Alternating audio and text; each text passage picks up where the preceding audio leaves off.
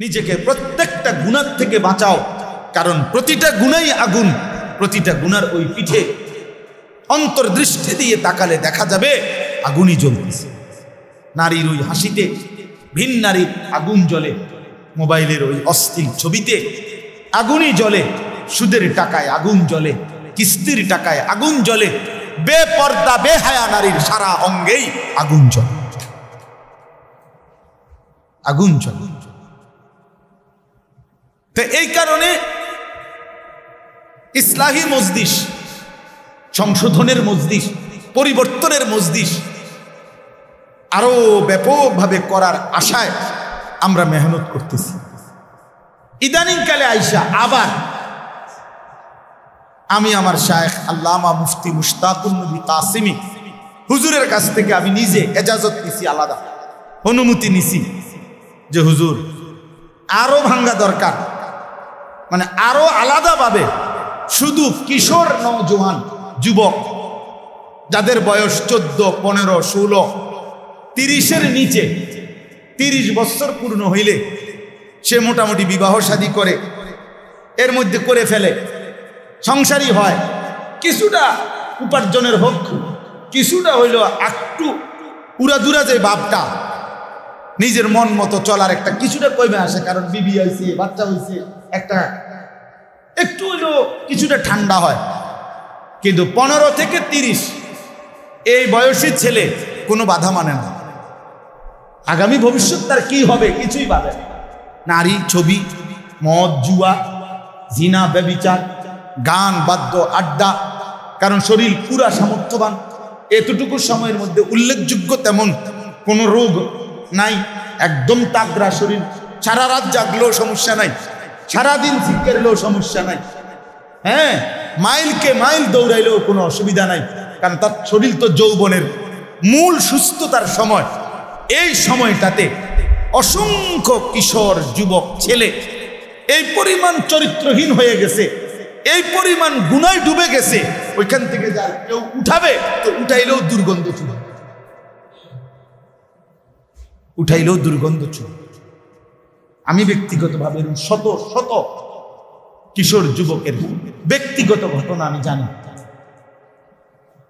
যেটা হয়তো মা বাবা আন্দাজও করতে পারে নাই। এমন ফুটফুটে আমার 10 বছরের ছেলে আজকে 18 বছর না হইতেই এই 8 বছরের ব্যবধানে তার 2টা সাফা ভিতরে ঢুকে গেল। কেন?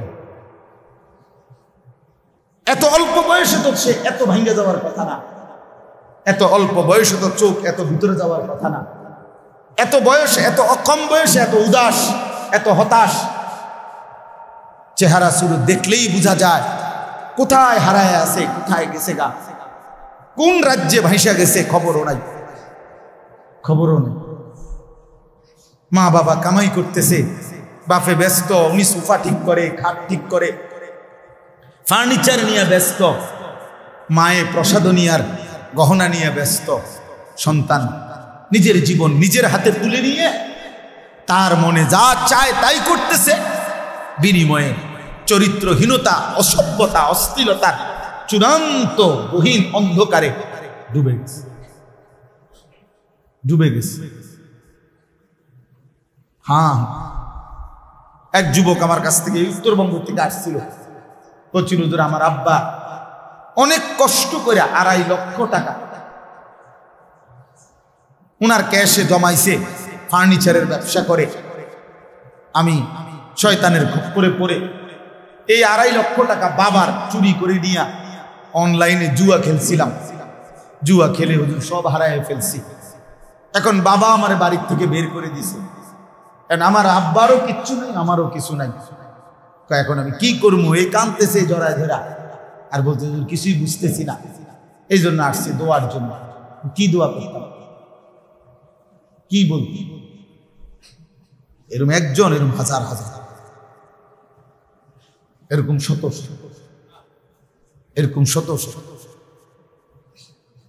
অসংখ্য মেয়ে, অসংখ্য কন্যা, অসংখ্য বোন, কোন দুশ্চরিত্র, অসভ্য কোন যুবকের খপ্পরে পড়ে নিজের ইজ্জত সম্ভ্রম হারায়া আজকে হয়তো পৃথিবীবাসীকে জানাচ্ছে না, কিন্তু ধুকে ধুকে মরে গেছে।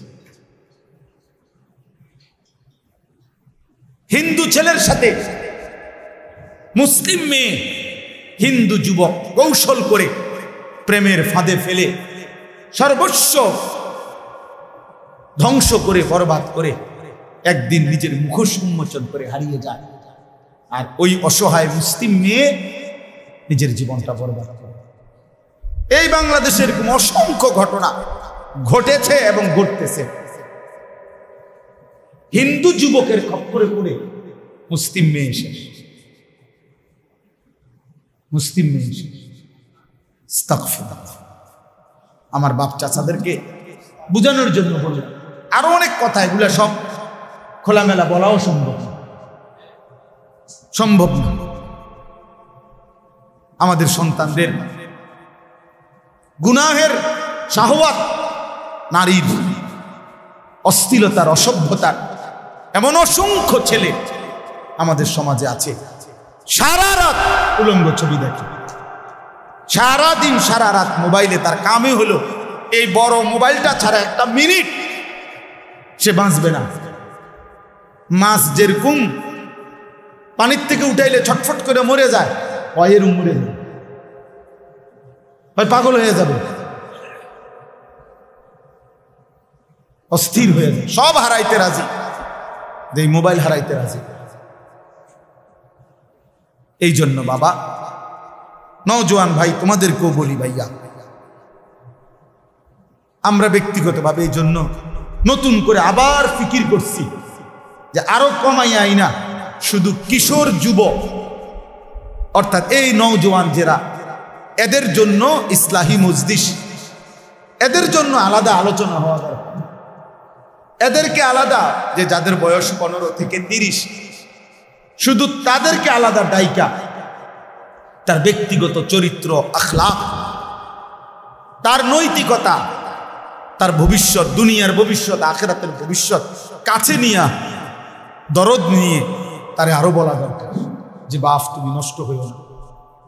স্বার্থপর এই দুনিয়া শেষ পর্যন্ত কাউকে মনে রাখে না, কারো জন্য থেমেও থাকে। বহুত স্বার্থপর এই দুনিয়া, বহুত স্বার্থপর। আমি বলছি কয়দিন আগেও, এই 2-3 দিন আগে আমি ফজরের নামাজের আধা ঘন্টা পরে আমার বাসার সামনের বাজারে গেছি, দেখছি একটা হাইয়েস আর ট্রাক অ্যাক্সিডেন্ট করছে, অনেক গাড়ি আটকায় গেছে। হাইয়েস গাড়িটার থেকে ভাইঙ্গা ড্রাইভারটারে বাইর করছে, ড্রাইভারটার এই সাইড পুরো গুঁড়া হয়ে গেছে, কিছুক্ষণের মধ্যে ড্রাইভারটা মারা গেছে। আহা, লক্ষণীয় বিষয় হলো চলন্ত গাড়ি তো চলতেছিল, এই ড্রাইভিং সিটে বসে এই লোকটা কিছুক্ষণের মধ্যে মারা গেল। কিন্তু এর 10 মিনিটের মাথায় একটা গাড়ি, এখানে যে শত শত গাড়ি জ্যাম বাজলো, সব গাড়ি যার যার মতো করে চলে গেল।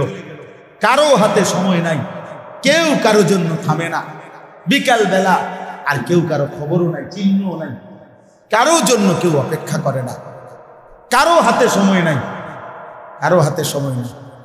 এজন্য স্বার্থপর এই দুনিয়া শেষ পর্যন্ত কাউকে মনে রাখে না, কারো জন্য থামে না। আমার আমি আমি আমি ভালো থাকলে আমি ভালো আছি, আমি মন্দ তো আমি মন্দ, আমি মরে গেলাম তো মরেই গেলাম, এই পৃথিবী পৃথিবীর জায়গায় রয়ে গেল। তোমার জন্য কেউ থামবে না, সূর্যও না, চন্দ্রও না, আলো বাতাস রোদ বৃষ্টি কেউ না, একটা মানুষও না, একটা মানুষও না। এ দুনিয়া বড় স্বার্থপর, বড় স্বার্থপর। এজন্য বাপ আপনাদেরকেও বলি, যুবক তোমাদেরকেও বলি, তুমি নষ্ট হয়ে গেলে শেষ পর্যন্ত মনে রাখো তোমার জন্য কেউ থামবে না।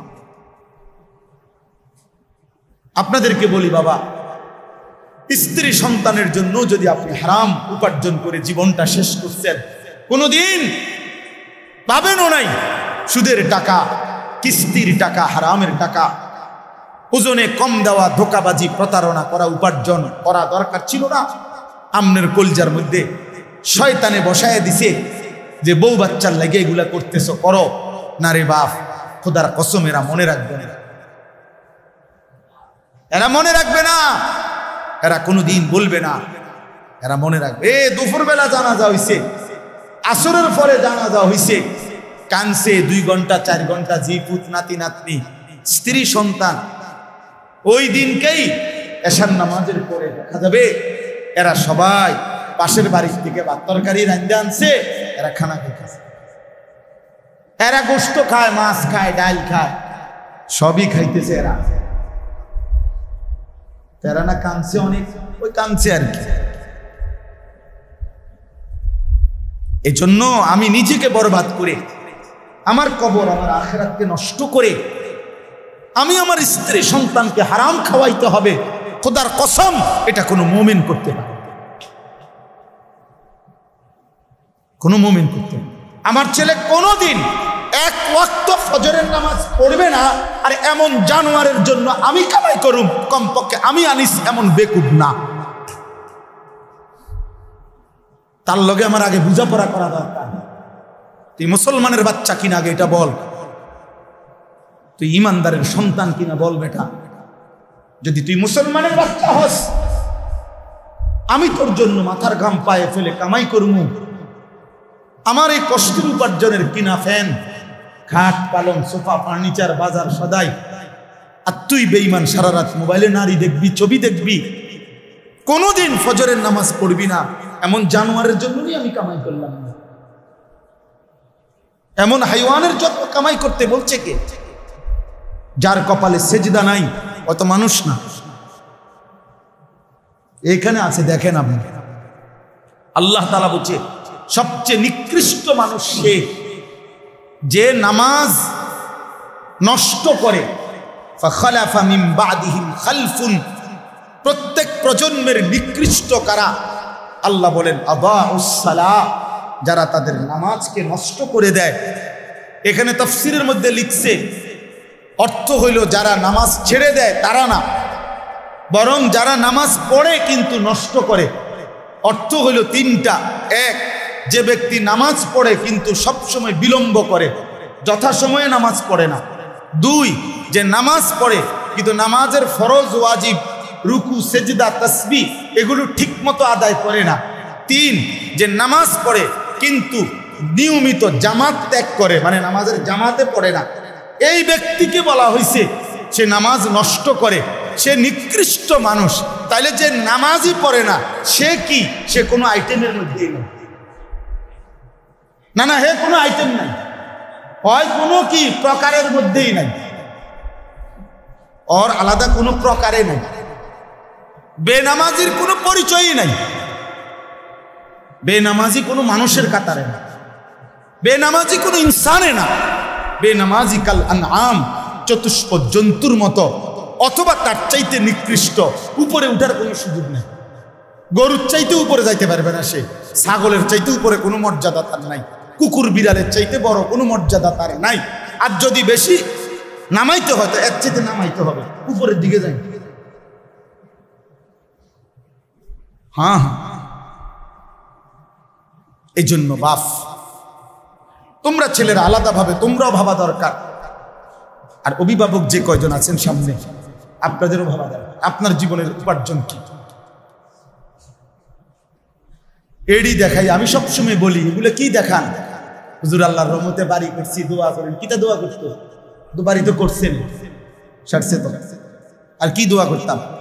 এটা যাতে আর ইসরাফিলের ফু দিল যাতে না ভাঙ্গে, নাকি? কথা বলেন না কেন? তো কি দোয়া করতো? কি জমি কিনছি দোয়া করেন, কি দোয়া করতো বলে? হুজুর দোকান এটা লইছি দোয়া করেন, কি দোয়া করতো? শুধু দুনিয়া, শুধু দুনিয়া, শুধু দুনিয়া। হায় হায় মুসলমান, হিসাব দেওয়ার কথা তো আখিরাত। দোয়া চাওয়া দরকার ছিল, হুজুর ছেলে যেন নামাজি হয় দোয়া করেন, মেয়ে যেন পর্দানশীল হয় দোয়া করেন, স্ত্রী যেন সেজদাওয়ালা হয় দোয়া করেন, আল্লাহ যেন নাফরমান স্ত্রী সন্তান দিয়ে বেইজ্জতি না করে। আল্লাহ এই দোয়া, আচ্ছা এটা না চাওয়া উচিত? কোরআন শরীফে আছে ইব্রাহিম আলাইহিস সালাম দোয়া করছে। সূরা ইব্রাহিম একটা সূরা আছে, এই সূরার মধ্যে আছে ইব্রাহিম আলাইহিস সালাম লম্বা দোয়া করছে অনেকগুলো। তো এই দোয়ার মধ্যে উনি একটা জায়গায় বলছে, রব্বি জাআলনি মুকিমাস সালাতি ওয়া মিন যুররিয়াতি রব্বানা ওয়া তাকাব্বাল দুআ। ইব্রাহিম আলাইহিস সালাম বললেন, রব্বুল আলামিন আপনি আমাকে পূর্ণ নামাজ দেন, অমিন যুররিয়াতি আমার সন্তানাদিদেরকেও নামাজি বানিয়ে দেন, রব্বানা ওয়া তাকাব্বাল দুআ। এই আশ্চর্য কথা হলো ইব্রাহিম আলাইহিস সালাম বলছে, আল্লাহ আমার আরো দোয়া আছে সামনে কমু হেডি, কিন্তু এই দোয়াটা এখনই আলাদাভাবে স্পেশালি এখনই কবুল করে, এটা আমার আলাদা দোয়া, আমি যেন হই নামাজি, আমার সন্তানগুলো যেন হয় নামাজি। এই হলো বাবার মূল দোয়া। ইসমাইল এবং হাজেরা আপনারা সবাই জানেন, ইব্রাহিম আলাইহিস সালাম আল্লাহর হুকুমে স্ত্রী এবং সন্তান কোলের বাচ্চাকে ওই মক্কা শরীফ মরুভূমি, একটা গাছ নাই, পানি নাই, মানুষ নাই, এরকম মরুভূমিতে রেখে আসছিলেন কিনা কথা বলেন না? এ যখন যেদিন রেখে আসছে একটা মানুষ নাই, এক বেলা খাবার নাই, এক ফোঁটা পানি নাই, বসার একটা জায়গা নাই, উত্তপ্ত মরুভূমিতে আপনার আজকে এত হাজার বছর পরে এসেও এখনো রোদেও শরীরটা ফাইটা যায়, মনে হয় যেন আগুন মারে। এই হজ্জে উমরায় আমরা যে যাই দেখি আরাফার ময়দানে, মিনার ময়দানে কি গরমটা, কি গরম, কি গরম, অথচ গাড়িতে এসি, হোটেলে এসি, হারাম শরীফের ভিতরেও কি এসি, কিন্তু এই এয়ার কন্ডিশন ছাড়া 5 মিনিট 7 মিনিটের কষ্টে ঘামে জামাটা সব ভিজা যায়। তাইলে এই ওই সময়ের এই প্রচন্ড উত্তপ্ত গরমের পরিবেশেও কোরআন শরীফে আছে বাবা ইব্রাহিম আলাইহিস সালাম স্ত্রী সন্তানকে রেখে খোদার কসম প্রথম দোয়া করছে আল্লাহর কাছে, রব্বানা লিয়ুকিমুস সালাহ, আল্লাহ আমি আপনার কাছে দোয়া করি আমার স্ত্রী সন্তান যেন নামাজ আদায় করে, আপনাকে যেন না ভুলে। ভাত মিললে মিলবে, পানি মিললে মিলবে, সেটা আপনার মর্জি, দিলে দিবেন, না দিলে না দিবেন, খাওয়াইলে খাওয়াইবেন, পান করাইলে করাইবেন, তো রব্বানা লিয়ুকিমুস সালাহ, তারা যেন নামাজ আদায় করে, নামাজ আদায় করে। এক সন্তানের জন্য বাবার প্রথম চাওয়া তার নামাজ, এক স্ত্রীর জন্য স্বামীর প্রথম চাওয়া নামাজ, এক মেয়ের জন্য বাবা মার প্রথম চাওয়া তার নামাজ, তার সিজদা, তার পর্দা, তার আখিরাত। কারণ আমরা মুসলমান, আমরা বেঈমান না, আমরা দুনিয়াদার না, আমাদের গন্তব্য আখিরাত। আজ যদি আমরা মুসলমান ভুলে যাই আখিরাত, তো আখিরাত মনে রাখবে কে? হিন্দু বৌদ্ধরা, ইহুদি খ্রিস্টানরা? ওরা তো বুঝেই না কিছু। আল্লাহ তো কোরআনে বারবার বলছে ওরা বোকা, আহম্মক, লা ইয়াকিলুন, লা ইয়াফকাহুন, কোরআন সুন্নাহ বিহীন, তারা তো দলালিম মুবিন, স্পষ্ট গোমরা। আল্লাহ তাআলা বলছে, মুমিন আমি তোমাকে ঈমান দিলাম, নবী রাসূল দিলাম, আমার আসমানি কিতাব দিলাম, যুগে যুগে বুঝাইবার জন্য উলামা কেরাম দিলাম, তারপরও কথা রাইলা কেন? এই কয়জন ছেলে পেলে বাবা, তোমরাই বলো ভাই, কিসের অভাবে নামাজের গুরুত্ব বুঝলা না? কি আল্লাহ চেনো নাই, না রসুলের নাম শোনো নাই, নাকি কোনো আলেমের মুখে কোনোদিন শোনো নাই, না কোরআন শরীফ কোনোদিন দেখো নাই, নাকি কোনো মসজিদ দেখো নাই জীবনে কোনোদিন, নাকি কোনো আজান শোনো নাই কোনোদিন? কিসের অভাবে হারায় গেলা যারা নামাজ পড়ো না? বাপ একটা যুক্তি তো থাকবে, হুজুর আমি এমন মরুভূমিতে ছিলাম যেখানে কোনো মানুষ ছিল না, যার কারণে আমি আল্লাহ চিনি নাই, আখিরাত চিনি নাই। আমি এমন পাহাড়ের গভীরে ছিলাম, আমি এমন সাগরের তলদেশে ছিলাম যেখানে কোনোদিন আজান শুনি নাই, যেখানে কোনোদিন কারো কাছ থেকে আল্লাহর পরিচয় শুনি নাই।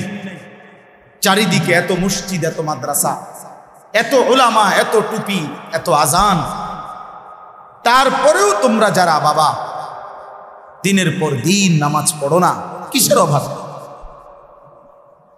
কি যুক্তিতে আল্লাহর সাথে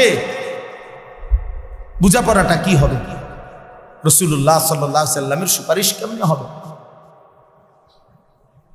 কেমনে হবে? আল্লাহর নবী সাল্লাল্লাহু আলাইহি সাল্লাম বলেন, বেঈমানের সাথে ইমানদারের চুক্তি, আল্লাহর নবী বলছে আসসালাহ, নবীজি বলছেন আল আহাদ, চুক্তি। মানে আল্লাহ তাআলার নবী বলছে আমরা যেন বেঈমানের সাথে এই কথার ওয়াদা করে নিছি, চুক্তি করে নিছি, তুই আল্লাহকে সেজদা দিবি না, আমি ওয়াদা দিলাম, আমি তোর সাথে চুক্তি করলাম, আমি মৃত্যু পর্যন্ত আমার আল্লাহকে সেজদা দেব।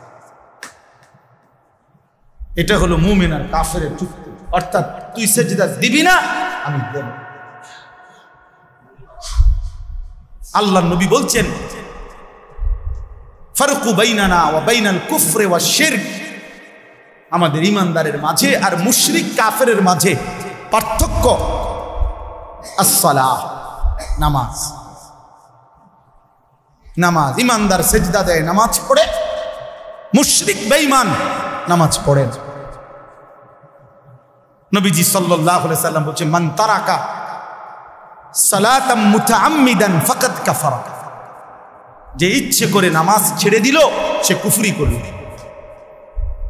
খোদার কসম বাপ, তো রাসূলুল্লাহ সাল্লাল্লাহু আলাইহি সাল্লামের হাদিস। তুমি যদি দুই চার শব্দ পড়ালেখা করে কিছু বুঝো, আমরা তো পড়ালেখা করছি, আমরা বেকুব দেখে নি নামাজ পড়ি, আমরা বোকা দেখে নি হালাল খাইতে চেষ্টা করি, ওকে আহম্মক না, পড়ালেখা নাই আমাদের। আমার তো সার্টিফিকেট আছে অনেকটি, কয়টা সার্টিফিকেট লাগবে? হ্যাঁ, এক পলিথিন সার্টিফিকেট হইব। আমি তো সারা বাংলাদেশে ফার্স্ট হয়েছি আলহামদুলিল্লাহ, সারা বাংলাদেশে 1998 সালে সমগ্র বাংলাদেশে 1 নম্বর হয়েছে।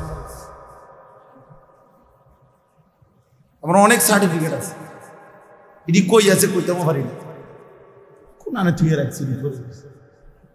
তো অর্থ বললে তো বোকা না, সেজদাওয়ালা কি বোকা চাচা? ওরা কি ভাবছে, ওরা কি ভাবছে? শয়তান দুশ্মন ওদেরকে একটা চুলের মধ্যে লাগায় রাখছে, যে সারাদিন চুল ফিরাইবা এভাবে, এতে একটা কাম দিছে, শুধু চুলেটারে ফিরাইবা, চুলের উপরে 3 মাসের ডিজাইন বদলাইবা, চুলের উপরে কমপক্ষে 500 টাকা চুলের সেলুনে খরচ করবা। কারণ একেবারে স্পষ্ট কথা মনে রাখবেন, ছেলে বাবা মনে রাখো, চুলের উপরে ব্যস্ত থাকা, চুল নিয়ে, চুলের সৌন্দর্য, চুলের মধ্যে রূপচর্চা, চুল নিয়ে ব্যস্ত থাকা, এটা নারীর স্বভাব। এই জন্য এই পৃথিবীতে নারীর চুলের জন্য হাজারো আইটেমের তেল প্রসাধনী আছে। নারীর সৌন্দর্য তার চুলে, এজন্য নারী তার চুল সুন্দর রাখা, লম্বা করা, চুলের উপরে, সৌন্দর্যের উপরে বহু ফিকির করে। এজন্য যেই সমস্ত ছেলে এই চুল নিয়ে ব্যস্ত, তোর মধ্যে মূলত পৌরুষ নাই, নারীর স্বভাব তোর উপরে গালেব, এই জন্য তোর মধ্যে এই মানসিক পুরুষ যেটারে বলে ওটা তুই হারায় ফেলছে।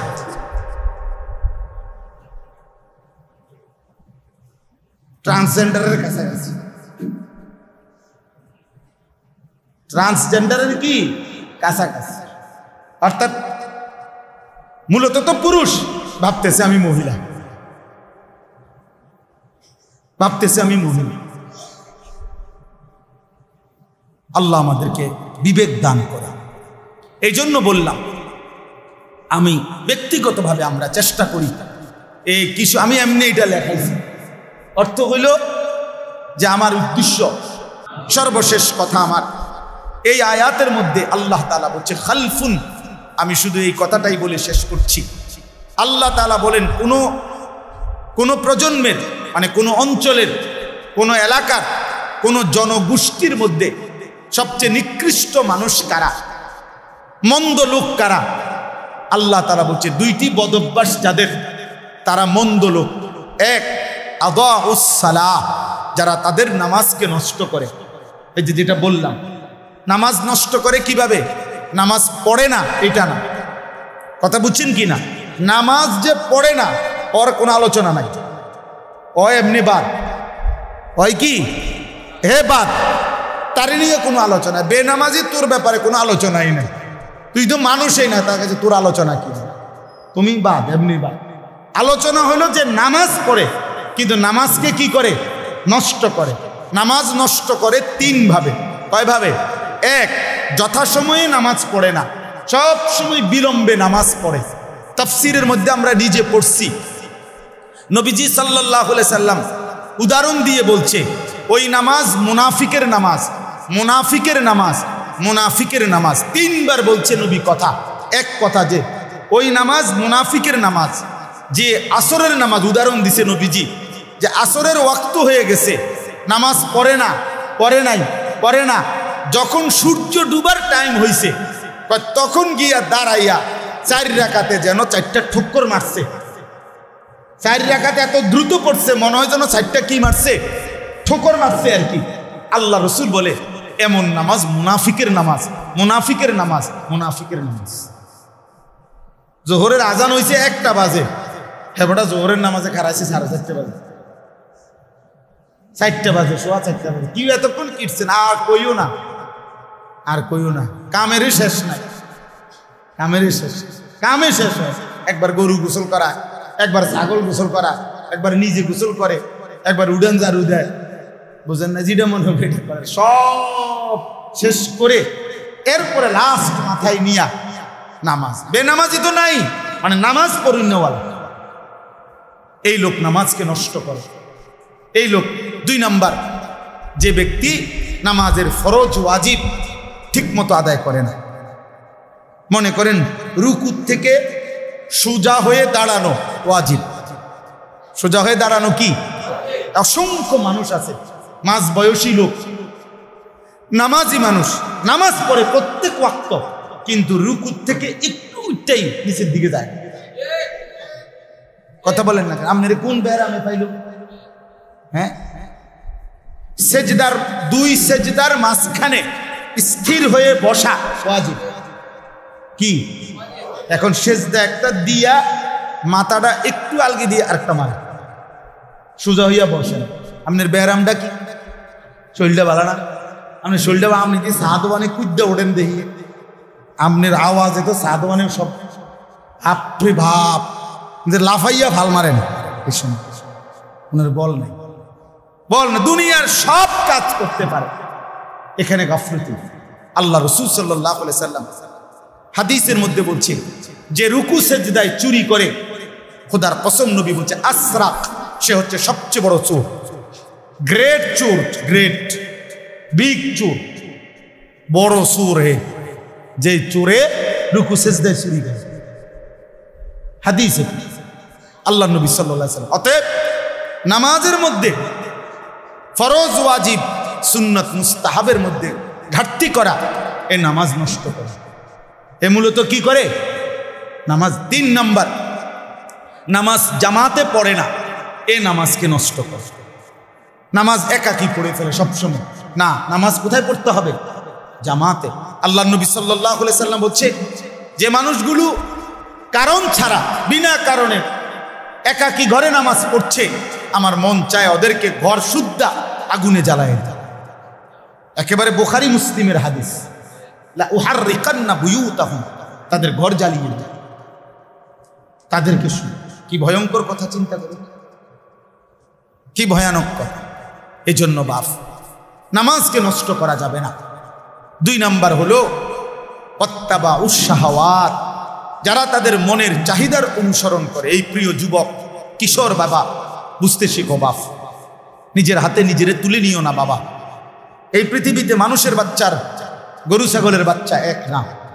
গরু ছাগলের বাচ্চা এটা নিজের মতো চললে কোনো অসুবিধা হয় না, যার কারণে 2 বাজার পরে গাবি বিক্রি করে দেয়, বাচ্চা এমনি বড় হয়ে যায়। বাছুর অসুবিধা হয় না, কারণ দুধ কানার মাসালা, ঘাস খানার মাসালা, আর তেমন কিছু নাই। কিছু দুধ খাবে আর ঘাস টাস খাবে, দৌড়াদৌড়ি করবে। এই গাভীর বাচ্চার এর দূরে মূল বিষয়। কিন্তু মুসলমানের বাচ্চা, মানুষের বাচ্চা এটা না ভাইয়া। মানুষের বাচ্চার ইমান, ইসলাম, আখলাক, লেনদেন, আদব, আচরণ সব কিছু সুন্দর করা, ওই আলোকে জীবন গড়া, কবর ঠিক রাখা, হাসরের ময়দান আখেরাত ঠিক করা, এটা পুরা একটা জিম্মাদারি।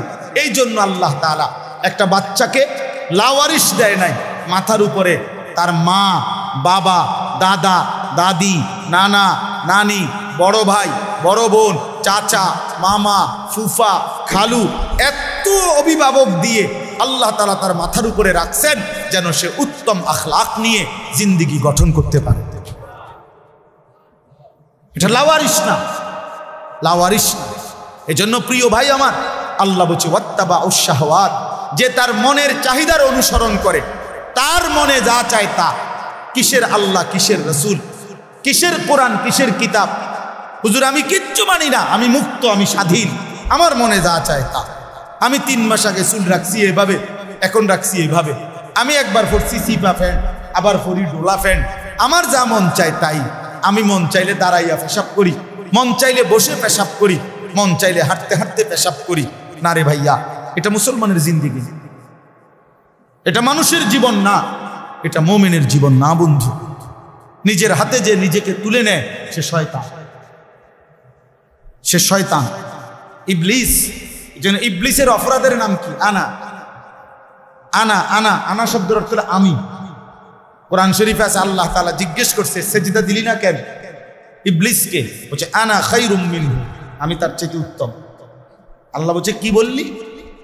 আমার সামনে বললি আমি, আমি আল্লাহর সামনে? যা ফখরুজ, বের হ অহংকারী, আজকের থেকে কিয়ামত পর্যন্ত তোর উপরে আল্লাহর লানত। যা। সেই যে তাড়ায় দিল, আর কোনোদিন ফিরতে পারছে? আমি, আমার যা মন চায়, আপনি কে? হুজুর আপনার সমস্যা কি? আমি তো অনেক সময় বলি, অনেক ছেলে পেলে আছে না এমন, তারা একটু ভালো কথা বললে হ্যাঁ আপনার সমস্যা কি? তারা আরে বেটা বেউকুফ, আমার কি সমস্যা? তোরে না সমস্যা, আমার সমস্যার জন্য তো আমি বলছি না, তোর সমস্যা। তোর এই নারী ছবি, অশ্লীল দৃশ্য, বেনামাজি জিন্দেগি, ফজরের নামাজ না পড়া এই জীবন তোমারে জাহান্নামের আগুনে ফেলে দিবে। আমি তোমারে মায়া কইরা ধাউ ধাউ আগুন থেকে বাঁচাইতে চাই, এই জন্য ডাকছি। তোমার সমস্যা আমার হবে কেন? সমস্যা তোমার। নবীজি সাল্লাল্লাহু আলাইহি সাল্লামের হাদিসে আছে, নবীজি বলছে আমি চেয়েছি আমার একটা একটা উম্মত কোমরে জড়াইয়া ধরে হলেও জাহান্নামের আগুন থেকে বাঁচে। সর্বশেষ কথা, ফাসাউফা ইয়ালকাউনা গাইয়া, আল্লাহ বলে এই 2টি মন্দ অভ্যাস যারা তাদের নামাজ নষ্ট করে, মনের ইচ্ছা মতো চলে, তারা নিকৃষ্ট প্রজন্ম, মন্দ উত্তরসূরি। আমি আল্লাহ তাদেরকে জাহান্নামের সবচেয়ে নিকৃষ্ট গর্ত গাই, এই গাই নামক গর্তের মধ্যে ছুঁড়ে মারে। পুরা জাহান্নামের মধ্যে সবচেয়ে নিকৃষ্ট একটি আযাবে, সবচেয়ে ভয়ঙ্কর একটা গর্তের নাম হলো গাই। তাফসীরে আছে। আশ্চর্য কথা হলো নবীজি বলছে এই জাহান্নামের ওই গুহাটা এতটা ভয়ঙ্কর, জাহান্নামের বাকি অংশ আল্লাহর কাছে পানাহ চায় যে আল্লাহ আমি জাহান্নামকেও ওই গর্তে ফেলিয়ে দেব। হাদিসে আমি জাহান্নামকেও কি করেন না, ওই গাতার ফেলেন। আল্লাহ বলছে ফাসাউফা ইয়ালকাউনা গাইয়া, আমি ওই নাফরমান যে নামাজ নষ্ট করে আর তার মনের মতো চলে, আমি তার সেই গাই নামক জাহান্নামের গর্তে ছুঁড়ে মারি, ছুঁড়ে মারি। অতএব বাপ, এমন জীবন আমাদের যেন না হয়। তোমরা যে কয়জন ছেলে বাবা আসছো, আলহামদুলিল্লাহ অনেক মহব্বত করেই আসছো ভাইয়া, আমি অনুরোধ করছি দয়া করে প্রত্যেকেই আল্লাহর দিকে ফিরে আসো। আপনারা যারা বাবা আছেন, আপনাদের কাছে আমার অনুরোধ, আপনি কাজের বন্টন করেন। প্রত্যেকটা মানুষ তার জীবনের কাজের একটা পরিকল্পনা করে। নাস্তা খাবে কখন, দুপুরের খানা খাবে কখন, কোন কাজটা বাজার করব আগে নাকি গোসলটা করে নেব আগে, খানাটা আগে খাবে নাকি গোসলটা আগে করবে। মানুষ এরকম একটা ছোটখাটো হিসাব করে, যে কোনো কাজের একটা পরিকল্পনা করে। তো আপনিও একটা সিদ্ধান্ত নেন যে আমি আমার সন্তানের, পরিবারের ঈমান আমল, নামাজ রোজার কথা ভাববো আগে, এরপরে তাদের খাদ্য খাবার। ওয়ানাউযু বিল্লাহি মিন শুরুরি আনফুসিনা ওয়া মিন সাইয়্যাতি আ'মালিনা মান ইয়াহদিহিল্লাহু ফালা মুদিল্লা লাহু ওয়া মান ইউদ্লিলহু ফালা হাদিয়া লাহু। ونشهد أن لا إله إلا الله وحده لا شريك له ونشهد أن سيدنا وحبيبنا ومولانا محمدا عبده ورسوله أما بعد فأعوذ بالله من الشيطان الرجيم بسم الله الرحمن الرحيم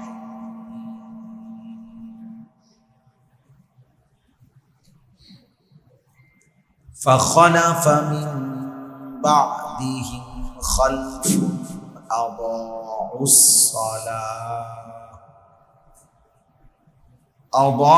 الصلاة واتبعوا الشهوات فسوف يلقون غيا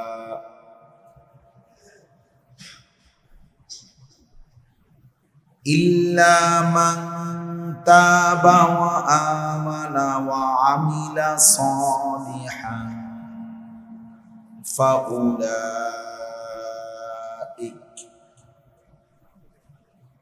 فأولئك يدخلون الجنة ولا يظلمون شيئا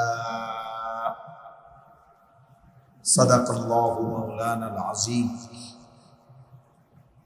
وقال نبينا صلى الله عليه وسلم إن الدنيا حلوة خضرة وإن الله مستخلفكم فيها فينظر كيف تعملون فاتقوا الدنيا واتقوا النساء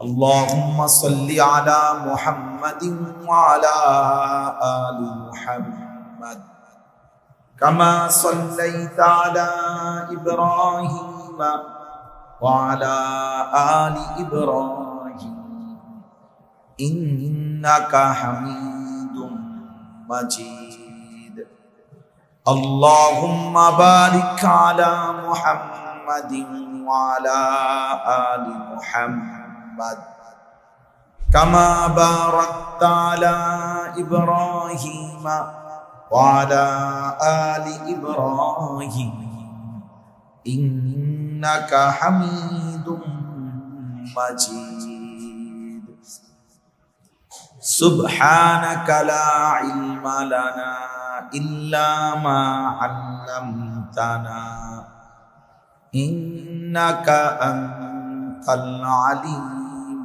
الحكيم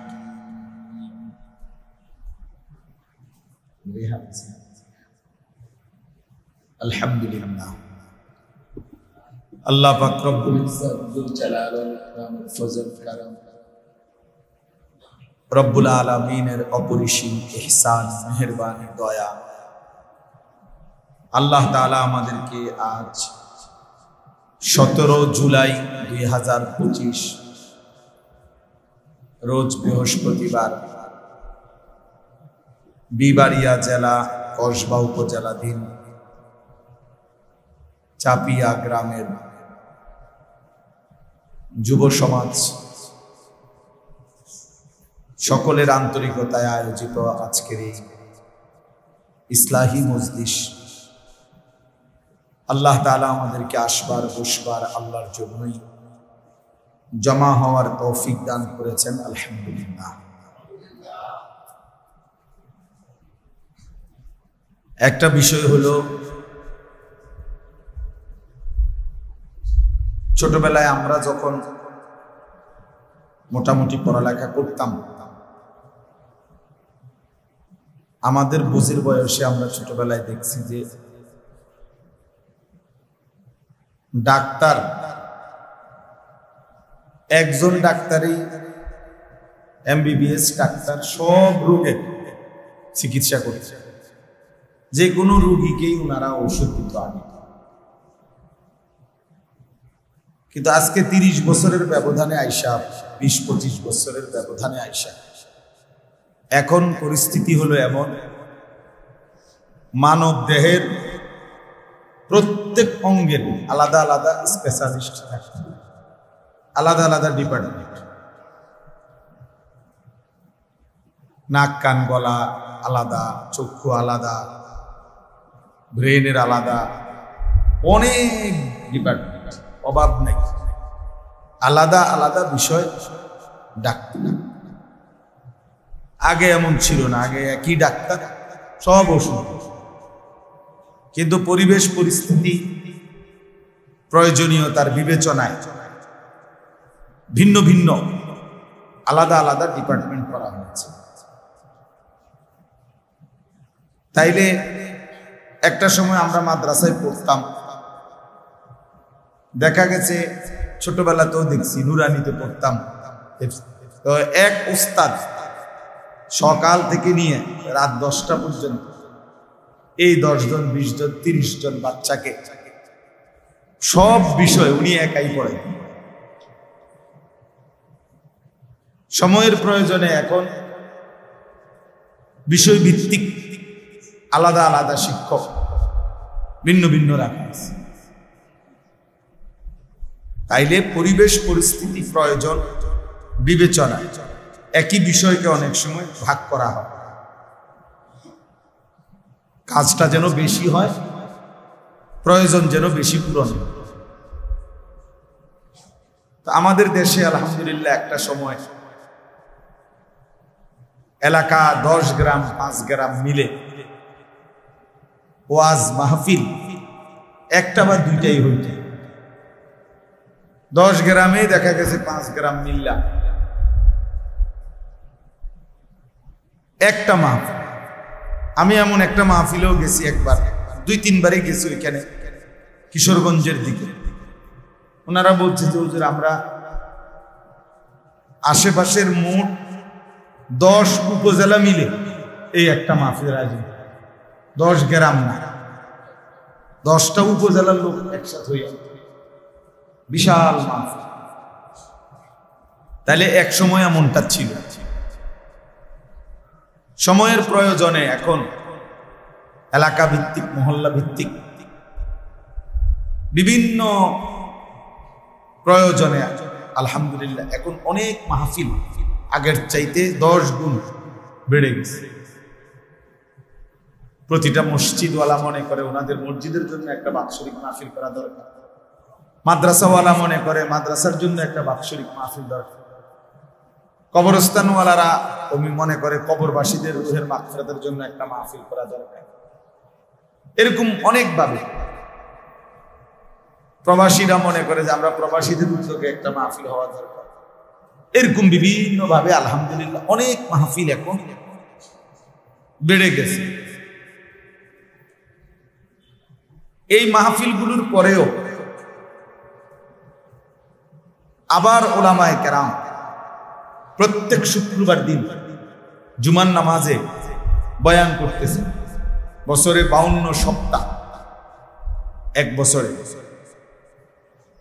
4-12 48, প্রতি মাসে 4 সপ্তাহ 4টা জুমা। আর 4 মাস আছে এমন যেখানে জুমা হয় 5টা। যেমন এই যে আগস্ট মাস আসতেছে, আগস্ট মাসে 5টা জুমা। তো 52টা জুমায় মনে করেন একই মহল্লার মসজিদে একই মানুষগুলোর সামনে এক বছরে 52 বার খতিব সাহেব বয়ান করে। এরপরেও আল্লাহর কথা শোনাবার, বলবার যে পরিমাণ প্রয়োজন তা আসলেই পূরণ হয় না। আল্লাহর কথা আরো বেশি বলা দরকার, আল্লাহর দিকে আরো বেশি ডাকা দরকার। আপনারা বুঝবেন, একটি মহল্লার মধ্যে, একটি দেশের মধ্যে আমাদের শুধু বাংলাদেশেই মনে করেন টেলিভিশন চ্যানেল অনেক অনেক শতের উপরে। এ দুনিয়াবি সামান্য খোঁজ খবর মুখানে কাজ্জা লাগছে, মুখানে মারামারি লাগছে, মুখানে সিএনজি উল্টাইয়া গেছে, মুখানে বাস অ্যাক্সিডেন্ট করছে, এই কথাগুলা এগুলাও কমপক্ষে 100 চ্যানেল একই দিনে প্রতি ঘন্টায় ঘন্টায় প্রত্যেকেই প্রচার করে। প্রত্যেক ঘন্টায় 12 ঘন্টায় 12 বার কি হয় সংবাদ প্রচার। আবার অনুষ্ঠান যাই চলে নিচে দিয়া আবার হেডলাইন এগুলা সারাদিনে উঠতে থাকতে, ওই খবর 24 ঘন্টায় দুনিয়ার খবর শোনানো হয়। ঘন্টায় ঘন্টায় তো একবার বলে আবার লেখা এগুলা উঠতে থাকে, শিরোনামগুলা। এই সব ভাবে দুনিয়া বলা হয় বিভিন্ন ভাবে, কিন্তু বাস্তবিক অর্থে ওই পরিমাণ, যে পরিমাণ দুনিয়াবি কথা আমাদের সামনে পেশ হচ্ছে, আখিরাতের কথা ওই পরিমাণ পেশ করা হয়। এখনো বলা হয় না, আরো বেশি বলা দরকার আখিরাত। যে সফর যেটুকু, ওই সফরের প্রস্তুতি ওটুকু। দুনিয়ার সময় অল্পই, আখিরাতের সময় অনেক লম্বা, অনেক লম্বা। কোরআনুল কারীমের মধ্যে আছে, আল্লাহ তাআলা বলেন ফি ইয়াউমিন কানা মিকদারুহু 50000 সানা। হাসরের ময়দানের একদিন আল্লাহ তাআলা বলেন 50,000 বছর। সরাসরি কোরআন শরীফের আয়াত, 50000 সানা, 50,000 বছর একদিন। এখন হাসরের ময়দান মোট কতদিন চলবে সেটা আল্লাহই জানে।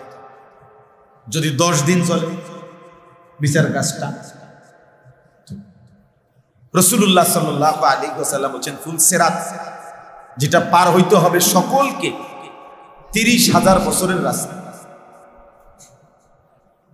মুহাদ্দিসিনে কেরাম বলেন সর্বশেষ যেই ব্যক্তি কবরে যাবে, ইসরাফিল ফু দিলে হতে পারে তাকেও কবরে থাকতে হবে 40,000 বছর। তাহলে এখন যারা কবরে, ইব্রাহিম আলাইহিস সালামের জামানায় যারা কবরে গেছে, ওই নূহ আলাইহিস সালামের জামানায় যারা কবরে গেছে, তারা আজকে কতদিন থেকে কবরে? মনে করেন নবীজি সাল্লাল্লাহু আলাইহি সাল্লামের জামানায়, আমাদের নবীর জামানায় যারা ইন্তেকাল করছে, মারা গেছে, ইমানদার হোক আর বেঈমান হোক, তারা আজকে কতদিন? আমাদের চোখের সামনে হিসাব 1447 হিজরি এখন শুরু হয়েছে, 1447 হিজরি শুরু হয়েছে। এই যে মুহররম মাস, যেটা শেষ অংশে এখন আমরা আছি,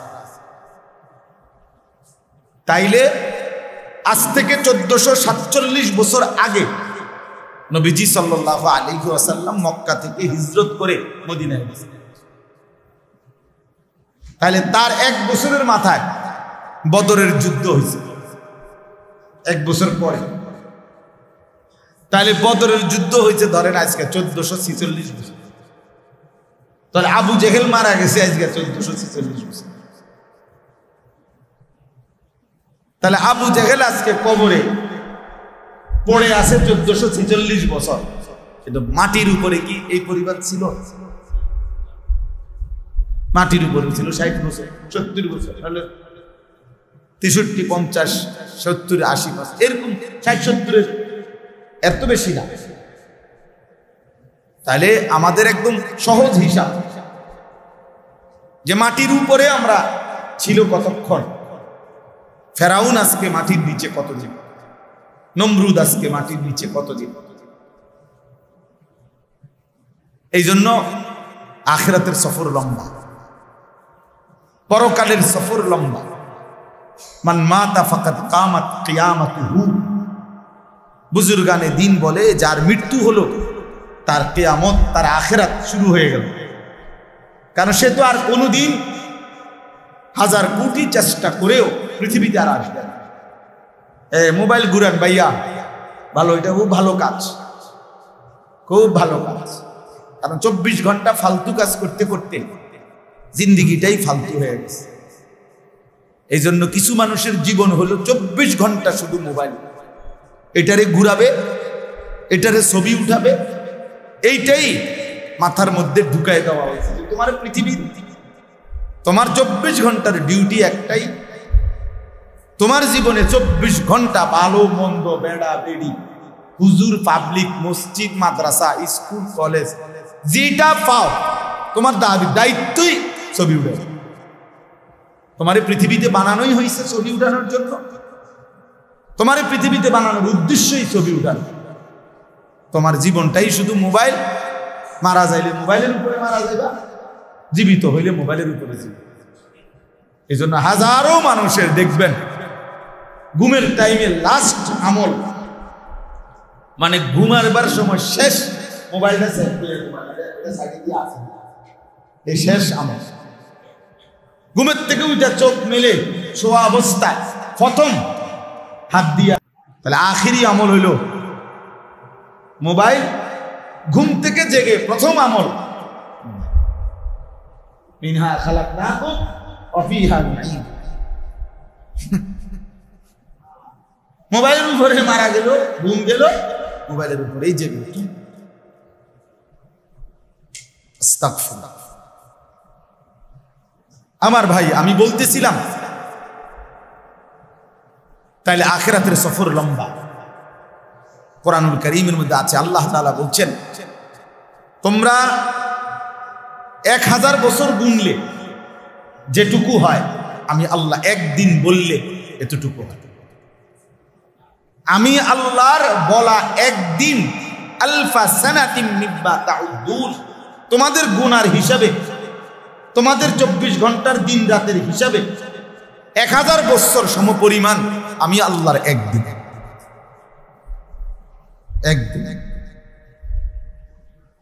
যদি আল্লাহ বলে বান্দা একদিনে আযাব ভোগ করতে হবে, তো সেটা করে নেন 1000 বছর। 1000 বছর।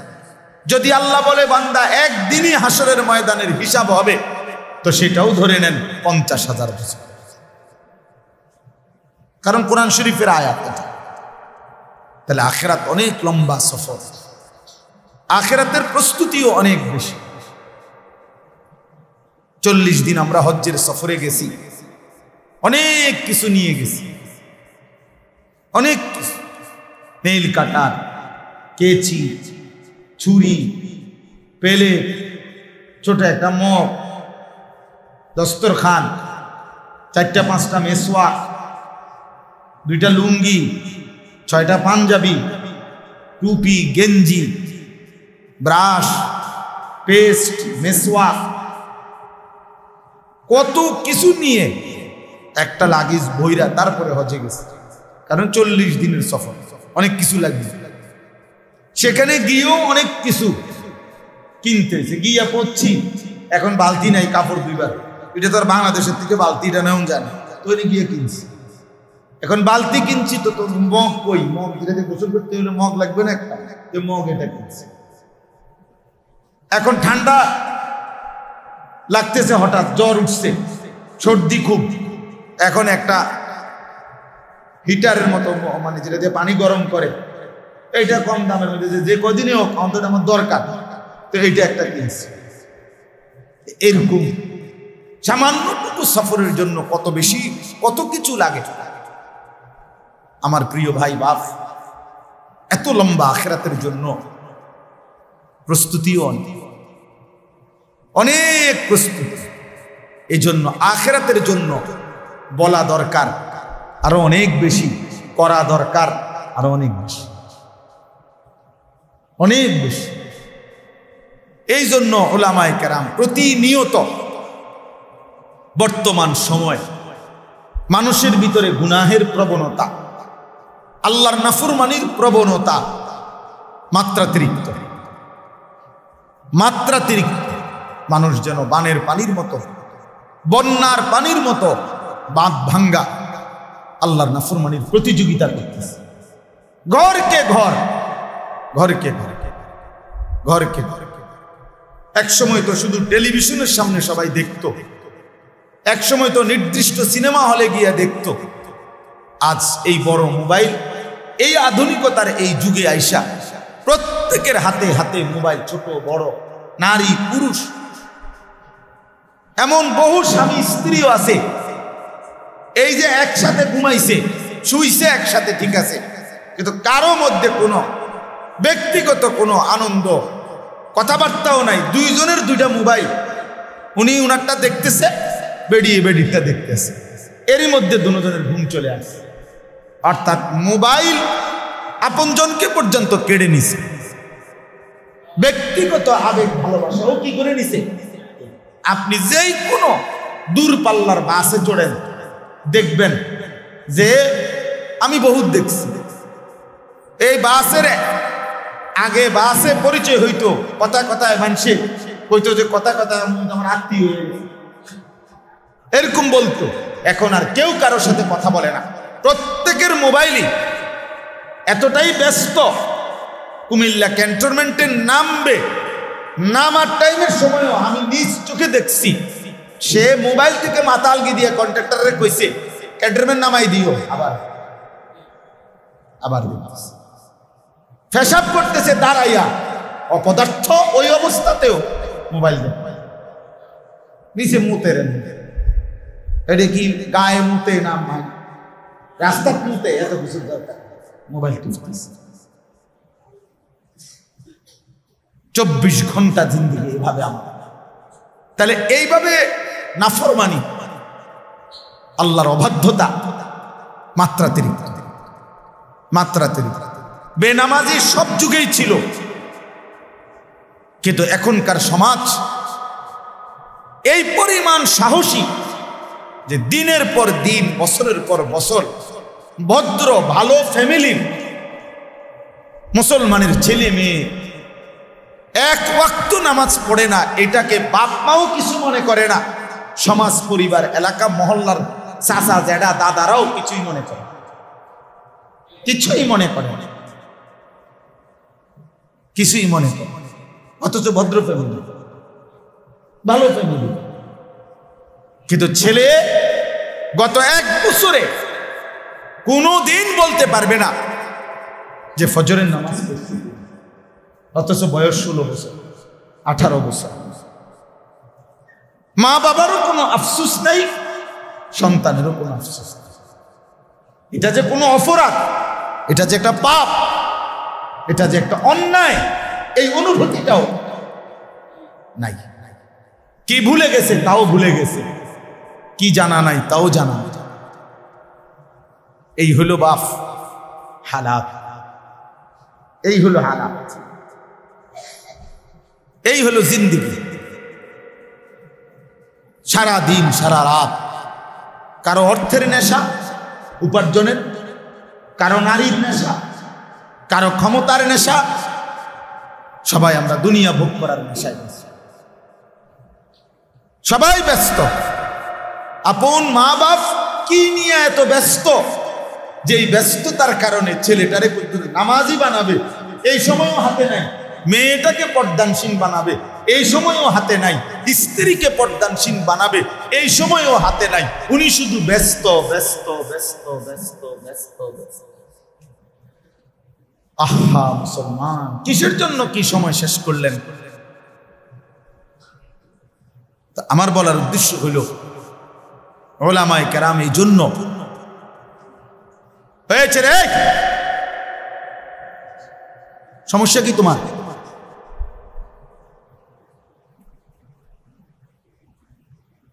তাইলে উলামায়ে কেরাম এটা ভাবতেছেন যে আসলে মূল কথাটা হলো উম্মতকে, আল্লাহর বান্দাদেরকে, এই মুসলমান এই জনগোষ্ঠীকে আরো বেশি আরো ব্যাপক আল্লাহর কথা বলা দরকার বিভিন্ন আঙ্গিকে। এই জন্য আলহামদুলিল্লাহ আমাদের বুজুর্গ উলামায়ে কেরাম ইসলাহি মজলিস চালু করছেন। আবার ইদানিং কালে আইসা ব্যাপকভাবে শীর্ষ আলেম উলামা, বুজুর্গ আলেম উলামা উম্মতের জন্য যারা ফিকির করে, ওনাদের ফিকির হলো মসজিদে মসজিদে, মহল্লায় মহল্লায়। ওই ভাই আপনি এতগুলো ছবি উঠাইয়া করবেন কি? এই যে আপনি করেনটা কি এখানে? নিজেই নিজে ছবি উড়াইতেছে, এটারে ঘুরাইতে আছে মোবাইল, এটারে আবার হাসতে নেছেন। মাশাআল্লাহ, আল্লাহ তাআলা আপনার বিবেকের উপরে রহম করে। তো এই জন্য বললাম, আমি ছেড়ে দেওয়ার মানুষ না।